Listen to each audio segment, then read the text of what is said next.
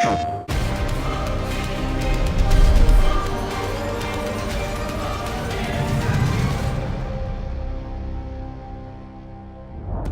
everybody and welcome. My name's Ketchup, joined by Mustard. As always, I'd like to introduce you to our latest episode of Final Round, the show for Mortal Kombat 11 that goes alongside the Open Series. And if you've seen these episodes before, you'll already know that we are jam-packed full of good content today. We are going to start things off with a nice big interview with Biohazard, who has been making waves in the Open Series quite recently with this very entertaining character choice and just all-around high-octane gameplay. And then we'll be going into a deep dive with our classroom session. We're excited. Hope you are as well. Let's get stuck in. So, we are joined by none other than Biohazard. How's it going, bro? Good. How are you guys? Doing great. Even better now you're here, mate, because we have so much to talk about. There's been a lot of Mortal Kombat since we last had you on the show, and you've been no stranger to the Open Series, of course. Most weeks you're always there in that top 8. And we have a lot to go over. MK11, the heir of customs. You were one of the biggest players that I think we all considered more prepared than most because you were already looking at different characters, different moves anyway. How has the custom variation meta been shaping up for you? So, leading up to customs, I was super interested in everything that customs would provide, different special moves being used together. I think the custom meta has generally helped a lot of the top tier characters in this game. A lot of characters like Cetrion, Jackie, Liu Kang, they can still play their game plan, and combining it with different special moves only makes it stronger. For me, I have been experimenting a lot with Bone Picker Baraka because Bone Picker is just one of his flat out best variations with Spine Burst and having a command grab, even though it is 2 slots. And as well, I've been, experimenting with other characters like Nightwolf. He has this Moonfall ability that really changes up his grappling variation and how he plays the game. And I'm also looking at other characters as well, just trying to figure out what might work in my team that I use for competitive play. You are one of the absolute main players that has been rocking that new wave of Nightwolf. You're the first player that we've seen really use that Moonfall special in tournaments since Ultimate came out. Where did the idea come from, and why have you been looking so hard to add it to your roster of characters? Because you use it a lot against Sub-Zero now, we've noticed. When I decided to build Nightwolf, I wanted to build him based on his command grabs. He kind of just puts you in this vortex, into this cycle of if you get hit, you're going to be put back in the exact same situation. So you got to guess again and again and again until I basically run out of meter. And so I've actually used Moonfall Nightwolf a lot against Sub-Zero. I think that the axe helps him control the space that Sub-Zero wants to play at. So that's why I was using Nightwolf for Sub-Zero. I found that he also works pretty well against a lot of characters that maybe Kano and Baraka do struggle against. So it is useful to have another character added to my team. What would you say is the most fun variation that you have played? Of everything you've tried out, what would it be?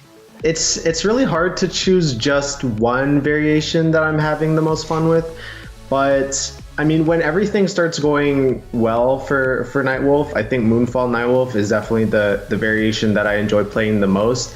In general, in other fighting games, I've been known to play a very aggressive, read-based game on when I knock the opponent down, what I expect them to do. Basically play in those like micro situations and get the best of my opponent. And so that's what basically Moonfall Nightwolf is doing. That being said, Collector is also super fun. There's a lot of really fun characters in this game. It's just it takes some time to flesh it out and to make it work. But you put in the time, put in the work, you can get it done. Baraka, another character that you've played not only a lot since Ultimate, but a lot beforehand, right? You're kind of really about that kind of bone picker Baraka. Where do you see Baraka currently falling in? So in the current meta, Baraka is considered rather low tier. I think a lot of people consider him around the mid to low tier area. And the reason for that is that he really does struggle very, very much against characters like Cetrion, that are really controlling the meta at this moment. There's other zoners that also give him a lot of trouble, and so When I decide I want to use Baraka, it's a lot of the time it's because he has the Spine Burst ability, which is really, really strong as an anti-air tool in general. The characters that I like to use Baraka for are maybe, Jackie, because she's leaping around, maybe Cabal, because he's going to be jumping around, he's going to be doing like air gas blast stuff. Anybody like that is where I'm going to be choosing Baraka, mainly for the Spine Burst. As of right now, especially in North America, we are starting to see people just picking Shiva and really terrorizing online tournaments with the enhanced Dragon Drop, that stomp that you can steer, and the delays making it much more difficult. You play Shiva. Now, that wasn't your style of Shiva. You were always Mean Queen and very mix-up focused. What are your thoughts on Shiva currently, and what do you think it is about that Dragon Drop where now people are starting to use it more? Because Shiva's had so many different forms since Ultimate. From what I've gathered with the other competitive players that do play Shiva, the nerfs to her Dragon Stance, adding the extra 2 frames for it to come out, it actually does hurt her quite a bit and hurts her pressure. The enhanced Dragon Drop, it doesn't seem to be changing that move specifically. I think a lot of people are either, still going with the tools that they either use to defeat the enhanced Dragon Drop, or they're just getting stomped. There wasn't a lot of changes with that move. I know a lot of people would think that I would be using Shiva. I like the character, I like the design. That's the main reason that I did use Mean Queen Shiva when she came out. The only thing is playing Shiva in the meta as it is now doesn't really suit how I want to play Shiva. So that's why I haven't really been playing her too much. Right. So we very specifically didn't ask you about Kano in this little section. And there's a good reason for that. If it's all right, we'll keep you for a few extra minutes. Biohazard will be joining us in our latest classroom session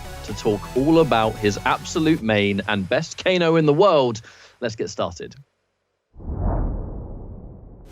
Kano 101. There is no better player in the community to really talk to us about the character, what the character can do, but more specifically in this section, picking up Kano, learning Kano for the first time. So, Biohazard, as someone with your wealth of information on the character and experience and the thousands of games that you've played, what would you say are the most important tips for starting out with Kano for the first time? So if you decide that you want to start using Kano for the first time, you love the character, you want to see what you can do with this character, you kind of got to make the decision of what special moves you want to put together with the Kano that you're using. For me personally, I have to have lumbar check on Kano all the time. Vegemite is also going to be super useful. It's going to help you against any zoners, anybody throwing a projectile at you. Now you have an armored Kano ball, so you can get in, start your game. It also helps him with his mix-ups and stuff like that, and really confusing the opponent when you start pressuring with Vegemite up close. Some other tips that I would give people playing Kano or picking up Kano and do like this whole steamroll style is that when you are steamrolling your opponent, you gotta look and you gotta pay attention to what is opening up the opponent the most, what they are blocking, and how you can mix up all of your options together with overheads, command grabs, lows. And personally for me, as a pro player, I've also been using his the whole flawless block mechanic with Kano, which just really helps out his overall game plan. Anytime the opponent wants to take their turn, if you're ready with that flawless block, you can steal your turn back and continue the steamroll. So that's basically what you want to be doing with Kano. So let's talk for a second about the character as an absolute base. So it's like you said, very versatile character. There are a lot of different variations you can choose and moves that will all make sense. If you had to pick a handful of just key moves or buttons or attacks, whatever they are, to make Kano work, what would you say those fundamental attacks are? So some starter tips that I would give with Kano is he's got a solid mid with his back 3. It's also safe on block, and it has a crushing blow attached to it. So that's definitely a button that you'd want to go with for Kano. You've also got the forward 4, which is his overhead move, coupled with his 2-4-1 plus 3 string, which is the low. It creates a mix-up, and you kind of just steamroll the opponent from there. So if you do like to steamroll the opponent, Kano is definitely a good character for you. He's got a solid projectile, with the knives. You can also change it into the optic blast if you feel like you want a mid projectile.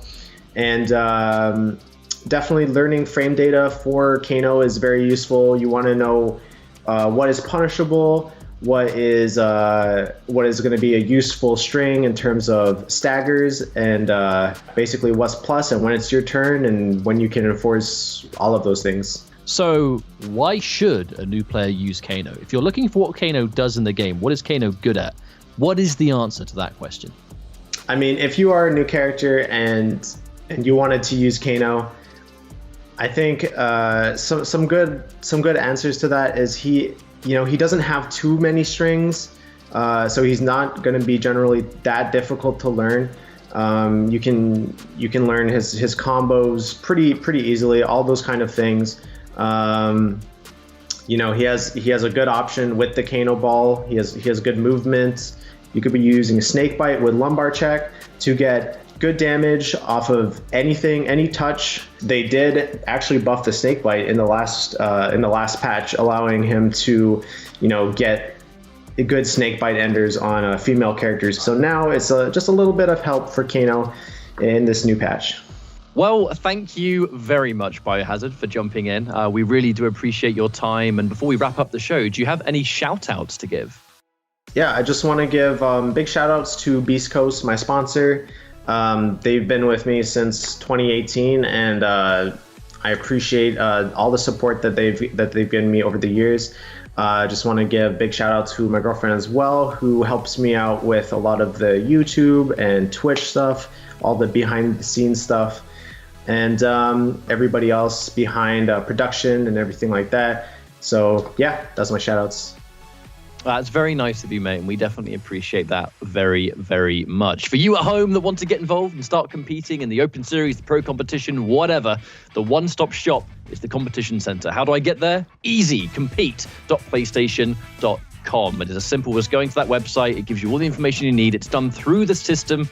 The PS4 itself could not be easier. I'd like to extend a massive thank you to everyone that tuned in for this latest edition of Final Round. We'll see you next time. Much love, peace out, and take care.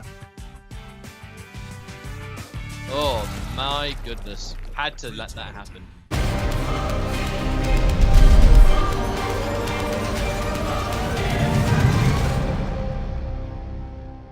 PlayStation